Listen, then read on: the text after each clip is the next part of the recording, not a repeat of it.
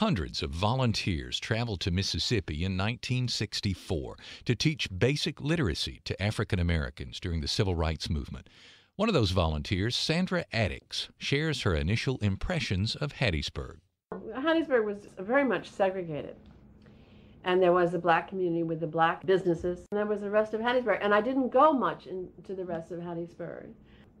Addix describes a typical day in Hattiesburg's Freedom School. I think there were three of us in the school, three instructors, and we would each give a presentation or talk to each other and then disperse in smaller groups. Usually, I taught English, and someone else was a history teacher, and somebody else was a math teacher. And we usually dispersed, just according to subject area. And we would go to classrooms. We would start in the basement of the church. Then we would go to classrooms. And then when it became too hot, as it quickly did, we would go outside and we'd sit in groups under trees. In my groups, we did a lot of reading and did a lot of writing. It was just like regular school. I would, expect them to read a certain amount on their own, and then we would discuss that. Addix recalls a trip to the Hattiesburg Public Library with 6 African American students in their first attempt to integrate the city's library. We went to the library, and when we walked in, there was a young woman sitting at the desk.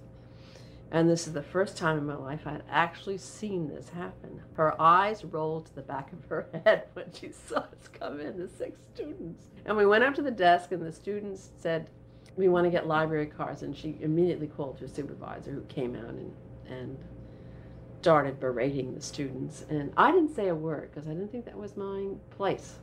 And the students were very polite, but very insistent. And every time she would give them a reason for not giving them library cards, they would say, "Well, we don't see why, if anybody else uses this library, we can't also." She would at one point mention the council, which I understood to mean the White Citizens Council, would close the library down if she issued cards to them. So they would not give it up. They were just very polite, but they very insistent. Nope. It's their right to have library cards.